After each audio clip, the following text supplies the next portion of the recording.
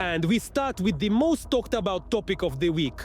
Is that purportedly nuclear device as terrifying as Putin paints it? After the strike on the Ukrainian city of Dnipro, the Kremlin terrorist threatens the whole world, including Germany, ready to strike with nuclear weapons not only in Ukraine, but also in other European capitals. Does Moscow really have such a terrifying weapon in its arsenal? An ultra-modern intercontinental ballistic missile designed for space launch. Weapons of mass destruction. Is Putin really indicating to the world that he could launch a nuclear strike? TSN Week's correspondent Alexander Zahorodny, after analyzing videos and talking to experts, will now explain to you why this demonstration resembles theater, and how this same theatrical display might backfire on Putin himself. Let's watch. It's 5 in the morning, the city is not sleeping yet, but the Air Defense Command Center is already bustling. 7 Russian cruise missiles are on the radar. They are headed for action. In Dnipro,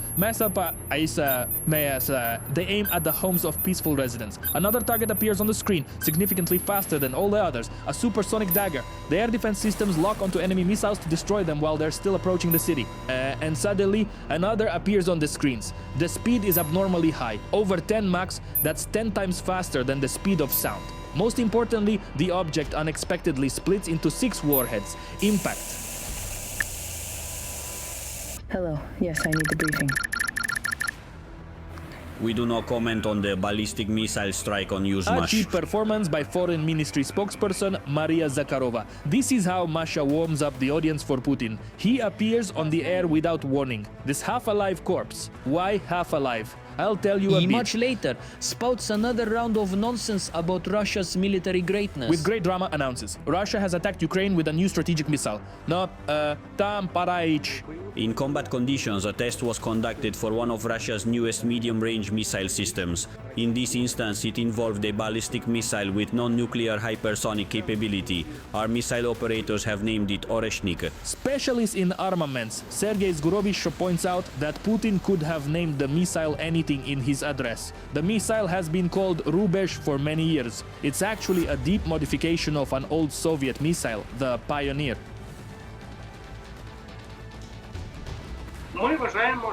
We believe the Russian Federation used the old Rubesh missile. This missile is not produced in series, and the enemy's stock of these missiles, I think, is minimal and likely only amounts to a few. $100 million. That's how much Putin's crazy launch of a mock nuclear missile costs, and they have already fired using a nuclear mock-up. Much cheaper Iskanders or Kinjal missiles would suffice for this, costing 10 times less. However, this madness from the Kremlin has immediately brought Ukraine back to the forefront, and gave Kyiv a reason to seek new anti-missile systems, not just air defense, but missile defense.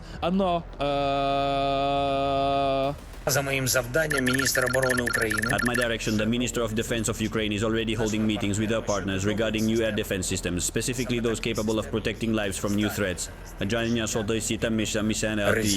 There are at least 3 specialized into systems capable of intercepting intercontinental ballistic missiles. Although acquiring them will be difficult, this is the pinnacle of America's anti-nuclear shield. However, if achieved, the interceptors will prove in Ukraine that they can neutralize these threats. Russia could be considered knocked out. In the meantime, our specialists are considering whether there is a chance to intercept these vessels and supplies that fell over the Dnipro with fiery waves. Sergei Zguritsa reassures that the shells, missiles, targets are just metal dummies without charges.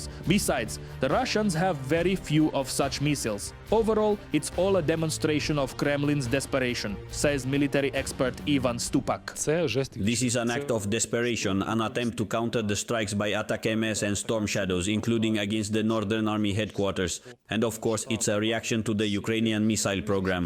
The Russians understand that if Ukraine has its own missile program and it does not depend on the decisions of Washington, London or Berlin, Moscow will definitely face significant consequences. Perhaps it was the DSGM, it was with this new missile that Putin tried to destroy the underground storage of Yuzhmash, where most Russian missiles were designed and built. Some symbolism, but they hit the rehabilitation center for people with disabilities, also symbolic. Це сигнал насамперед Трампу. This is a signal primarily to Trump. Look, we're launching a nuclear missile denied whether it's intercontinental or medium-range ballistic towards Ukraine, but without a nuclear warhead. The next one could be with a nuclear payload. Therefore, this situation is currently critically important in terms of the West's response. Officially the West reacted weakly to this shelling, and statements about the new nuclear doctrine in the United States, discussions about returning the nuclear button to Ukraine, and the urgent convening of the Ukraine NATO Council indicate that this gamble could backfire on Putin. Now, regarding why I called Putin a half-alive corpse at the beginning of the segment, just look at his appearance. His hands are completely lifeless. He did not move a single finger. It doesn't matter whether he was paralyzed by fear or the video was recorded deep in a bunker with the office and the table with already placed hands added during editing. The main point here is that Putin is indeed scared. Any missile can be destroyed, for example, Doshi, on the launch pad, and Ukraine is already beginning to do this. Our drones reach even Kapustin Yar in the Astrakhan region. For now, they are just drones, but they do reach.